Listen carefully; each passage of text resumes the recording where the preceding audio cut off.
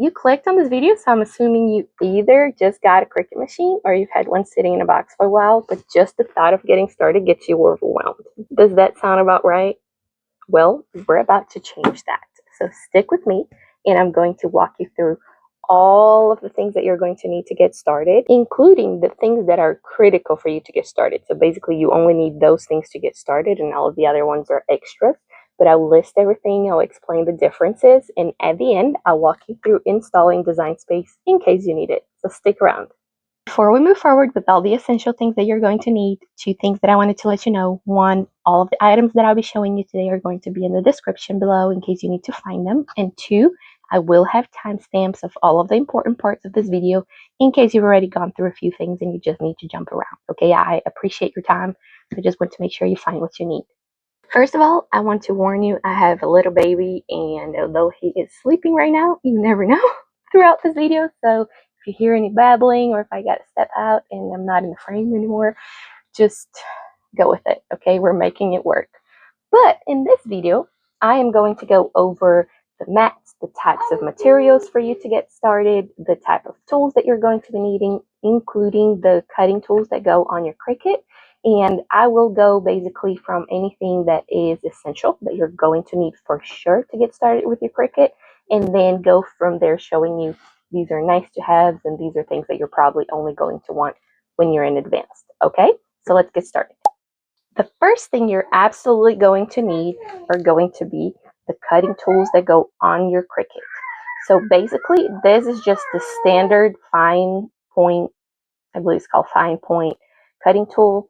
This is the one that I have for my maker. This is the one for the Joy, which is the little Cricut. But these both, you can see if you press on top of it, the blade comes out in case you need to change it, which that one needs cleaning. But basically, these ones are going to be the essential ones. You can use these to cut vinyl, cardstock, iron-on vinyl, including some other materials as well, but those are just the main ones that a beginner is going to start with.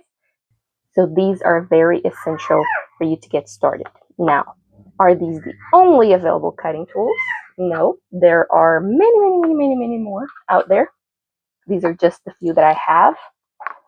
The magnet wants to make it roll. But for example, I have a deep cut blade, which is going to cut thicker materials. If I'm being honest, I've never used it yet because I haven't gotten that far in my Cricut journey.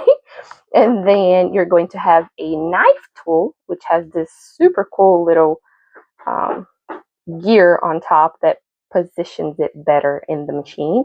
And it's also going to be able to cut deeper material, but it's also going to be able to turn around and make those very sharp edges. This one I have used before to cut foam tape. And then this one over here, it's an engraving tip.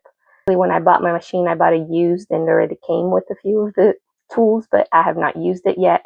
But these are just a few of the ones that you're going to see. There's a scoring wheel, an embossing tool. So really the possibilities are endless. But again, you're only going to need that fine point blade to get started, which is the one that comes with your Cricut. So really, in reality, you do not need to buy any tools, okay? Next on the list are going to be your cutting mats. So these mats, don't remember if this came on the box with mine. I believe that my Joy came at least with the green one, which is going to be the regular, the one that you can use for everything.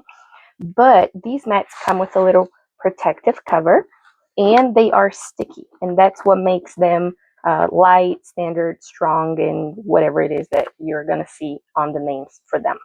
Ignore how dirty mine are. I have 2 labs, so at my house, dog hair is like glitter, but it gets everywhere.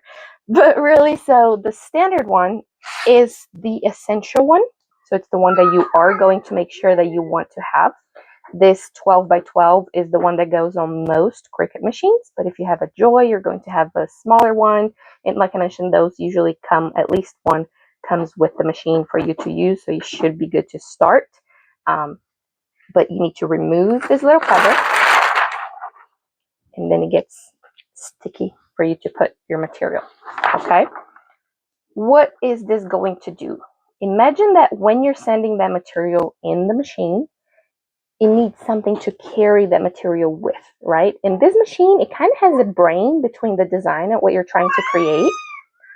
So let's say you want to create a square, right? It says, okay, great, but where in this mat, this little grid, is your material going to be? So let's say I want to have it right here where it starts right there at the corner. Then it can put the square in here and it knows to measure. It knows. How does it do it? I mean, the engineering behind it kind of makes sense, but in general, just believe it's magic. Because it comes and moves a little bit to the side and then it starts cutting right from there. But that's what this mat is there. One, to make sure it's stuck and it doesn't move as that little knife is going through to cut it. And two, to help the machine know the guides of where to cut each of the things that you're going to want, okay? So the green mat is going to be used for vinyl, paper, iron-on. Sometimes if you reinforce it with painter tape, you can also cut things that are a little bit thicker, like some types of felt or some types of craft foam, like the EVA foam and different things like that. But again, we're trying to make sure that this is a starter video. So for what you're going to start making, which I assume are going to be cardstock and vinyl, this is the one to use, okay?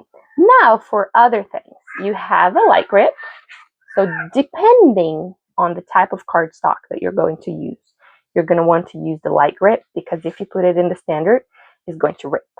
And you don't want that. So sometimes it's better to put it on the light grip with a little bit of painter's tape around it in case you need it, just so it doesn't move around.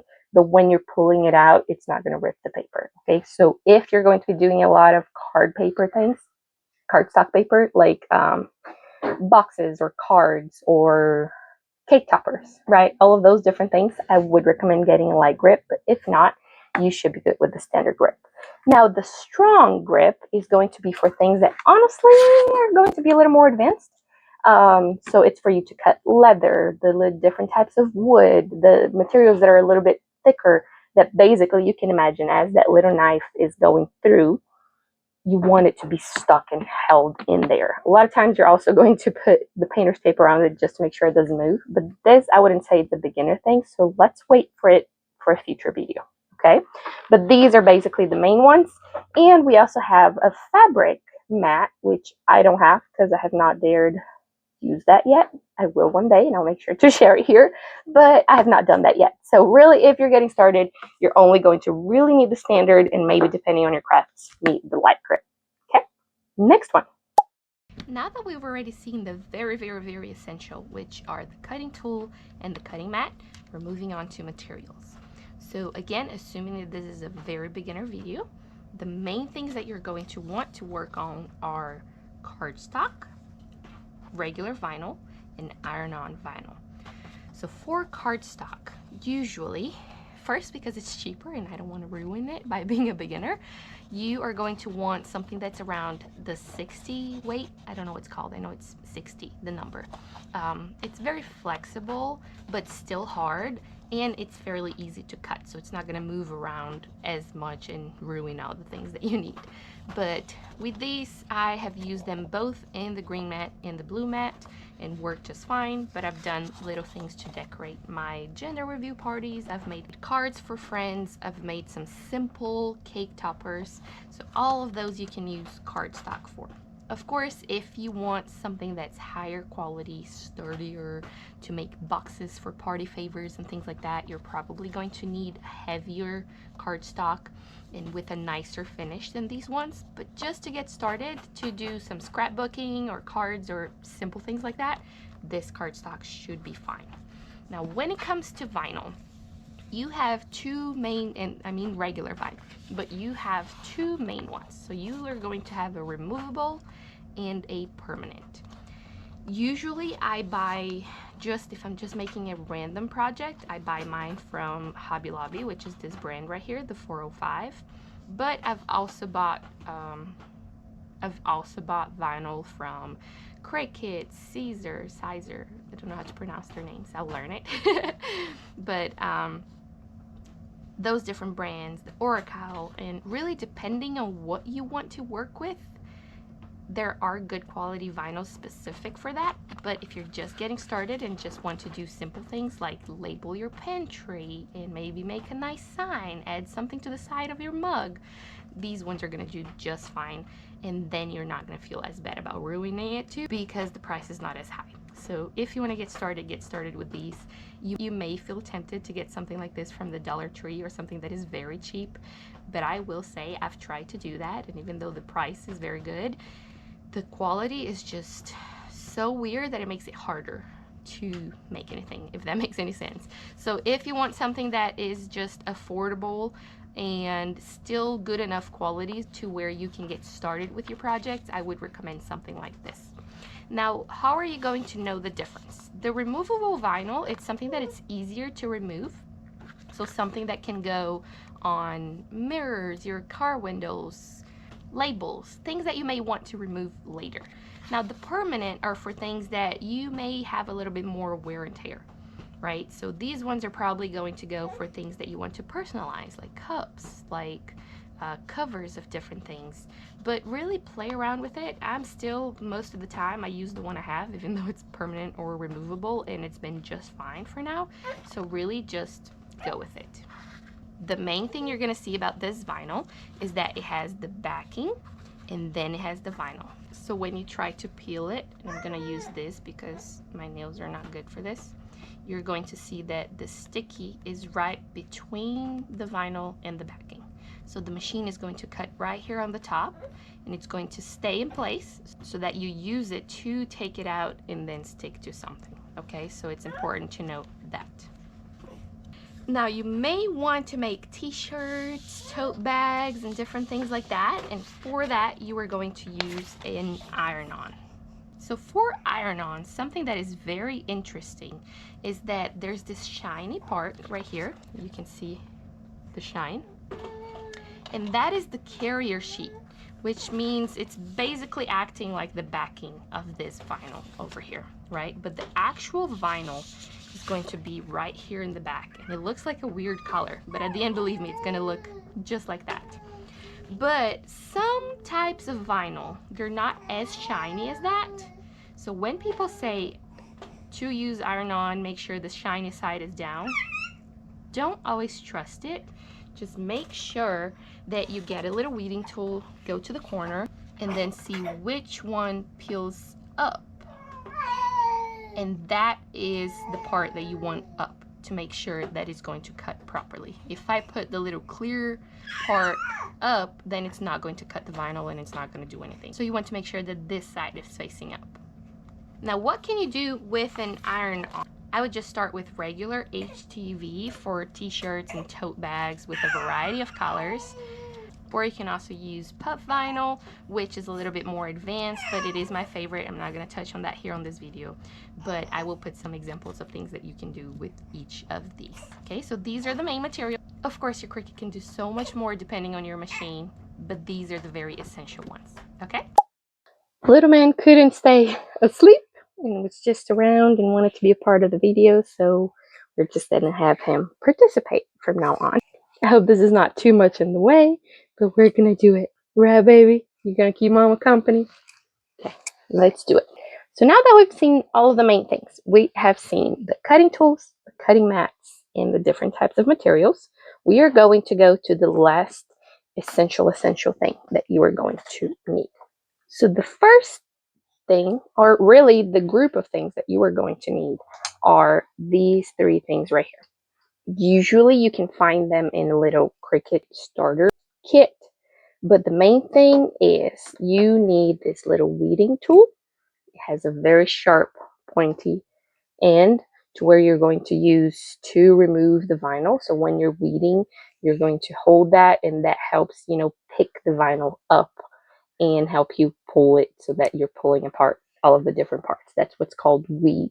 You're basically weeding off the bad parts. I'm from Brazil. I don't know if that's a word, but that's how I envision it.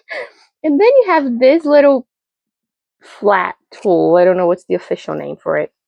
But what all it does is when you're cutting things like cardstock and things get stuck and you don't want them to curve up, it's easier to just go underneath it and help you lift that up. And then last but not least, this one here is the scraper tool. So when you are adhering the vinyl to things, or you're putting the transfer tape to it. Ooh, transfer tape is something else that I need to make sure to show you. Good thinking.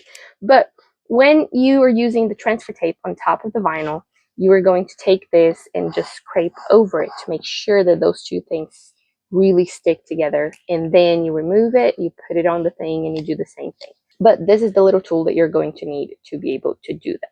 Now, the essential tools, I would call these three that you're probably going to need, even more so just these two, because you're going to use it for basically every project. And if you're working with cardstock, this one's going to be your best friend. Now, this one here is the scoring tool. I did not put that with the tools, but with the cutting tools, but it could go along with that category, really. So anytime you're making a card or you're making something like that to where you want to have those scoring lines to help you bend it or fold it easier, you're going to use this little tool here. So it has that little point, and Cricut is going to tell you if you want to do anything like that. It's going to say insert the scoring pen, and then you just put it right there on the little entrance of the Cricut where the tool goes, and it's going to do that for you. Sometimes also you can do things manual, so you could put a ruler there and do that yourself. It's just a very good tool to have. Now, this may not be essential for all. It is very essential for me. I believe it's called a brayer tool, and it's kind of like a little roll, almost like a paintbrush, right? But when you're putting the vinyl on your cutting mat, sometimes it gets bubbly or it doesn't completely adhere. So if you put this right there and you just go like that and force on top of it, it's going to make sure that that vinyl is stuck in there and it's just ready to go. So it's just going to make sure that it really stays in place before you're cutting. Okay, so these are really the main tools you're going to need. So again, this weeding tool and the scraper to hold and help you stick the vinyl there. This one to help you with cardstock. This one to help you put the vinyl on. This one for cards and scoring. Now, something that goes along with this, and it is really not necessary, but it has made my life easier, is this little thing right here. Mine's a little dusty, but I've seen people use tools that come from, Dollar Tree for like nail polish or something like that. But all it does is it has like a suction cup, so I can put it right there. And as I'm weeding the little pieces, I just go through it and go like that. So put it here, put it right there. So instead of you having to stick all over your hand or something, you can just use it like there, and it cleans the little end for you. Again, not necessary, just very helpful to have. But to get started, you really don't need it. You can just get started with really these right here. Okay, next. Now that I remembered of another essential, so this is the transfer tape. You are definitely going to need this if you're doing a vinyl project. If you're doing a cardstock project, you're probably not going to need it, only for some different scenarios. But for most of the time, you're only going to need this for a vinyl project. Okay, so what is a transfer tape? Transfer tape is basically the same as a vinyl, except it's clear and it's a little less grippy. So it has a backing and then it has the front, and you can see that when you peel it, it is sticky. Now, what does this do? So basically it's clear like this because it is going to transfer the vinyl from the vinyl carrier sheet onto your project. You are going to find that some transfer tapes have lining on them like this so that it's easier to make things lined up and straight. Some others are just clear, and you can use them if you're going to sell it or gift, whatever the design that you're making with the vinyl. Or in other cases, you also have some that almost look like painter tape, which is a lot lighter grip, which is supposed to help you put it on things that could rip easily or just things that you really need less of a grip from it. Okay, so this is also another essential. If you are making iron-on shirts or projects, you're probably going to want something like this. You can start small. So this one I got from HTV Ront, and it's just a tiny thing here. This is just the base where you put it right there. You change the temperature to 1, 2, 3, depending on, low, medium, and high. It is going to warm up. The light comes on when it's ready, and you can use that heat to apply the heat transfer vinyl to your project. However, if you think that you're going to do a lot of heat transfer vinyls, which honestly is one of the things that I do the most, then you're probably going to want a bigger tool that has a lot of different things. Or if you're like me, you can also ask for one for Christmas. Nothing wrong with that because it's a little bit more on the expensive side. So it really just measure how much you're going to use it. But if you're just trying to get started, something like this, it's fairly affordable and easy to have, and it works just as well for you to start with your projects.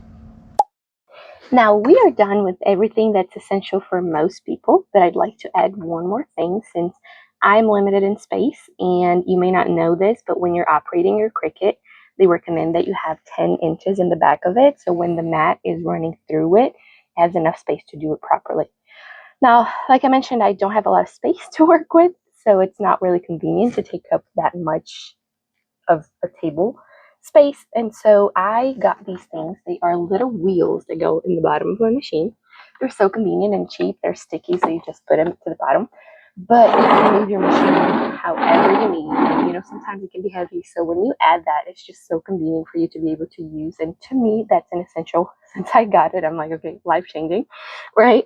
But that is really all that you are going to need for your Cricut. Now, this may be as far as you need to come on this video if you already installed Design Space and set up your machine. But if you haven't done that yet, I'd like to walk you through just to make sure you're really ready to go. So with the machine, what you're going to want to do is take the machine, whatever one you have, and then the cable to plug into the wall, and we'll get that plugged in and move on to the computer. Once your machine's plugged in, you're going to want to come to your computer and then go to the Design Space website. I'll have the link here in the description to make it easier for you. This is what's going to look like when you open the link. So first, you're going to want to select your machine. Like I mentioned, I have the Cricut Maker 3, and then I will be downloading the Design Space for Windows. So agree with Cricut and download. You can see here how it's going to describe everything, that it's very important. You need to make sure that you have at least about 10 inches between the behind of your machine and the wall next to it, because that mat is going to be rolling through it and you don't want to ruin it, or even worse, you know, hitting something in your machine dropping. That's not a cheap machine, right? So then you find an outlet, so plug that in like I told you. Then you're going to open the machine and turn it on. And then we're going to install the software once it downloads.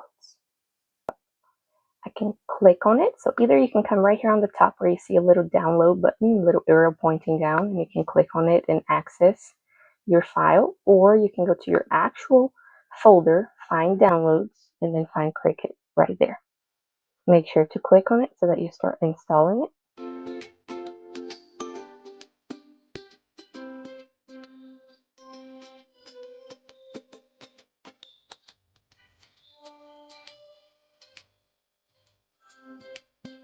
Then you're going to create your Cricut ID, or if you already have one, you can log in. But to create it, you're just going to want to have your email address, your password, first, last name, all of your information. And then you're going to agree with it and create Cricut ID.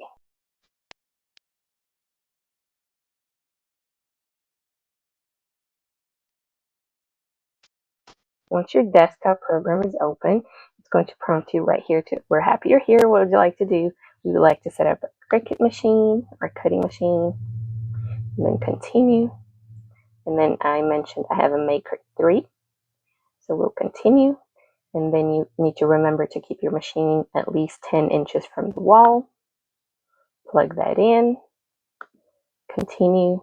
And then the machine connection type, I am connecting mine via Bluetooth, but they also have a little space for you to connect via USB. And there we have it. So it found my machine right there. And then we're going to continue. Agree. It's going to add that machine to my Cricut ID. Activate it. And then continue. Yay, now we are ready. So here you're going to see that the first thing that's going to want to ask you is to join the Cricut Access subscription. Now that is a very useful thing if you'd like to have access to their images, fonts, and projects. For me, I use a different type of software to get that information. So I only use the Cricut Design Space to cut my images. But hey, if this is going to help you with images, fonts, and projects, go for it. but I would recommend actually that you kind of get used to it first and then see how much you're going to be using it before you start paying for it. But if you are going to be creating a lot, I totally recommend it. For now, I'm going to click on no thanks. And then it's going to prompt you to have a little quick test cut. If you got your machine brand new, it's going to come with the material for you to be able to cut it already. If not, in my case, it didn't. It's just the machine, but you can still use some of the material that you have bought to do it. If you stayed until the end, thank you. I really appreciate you.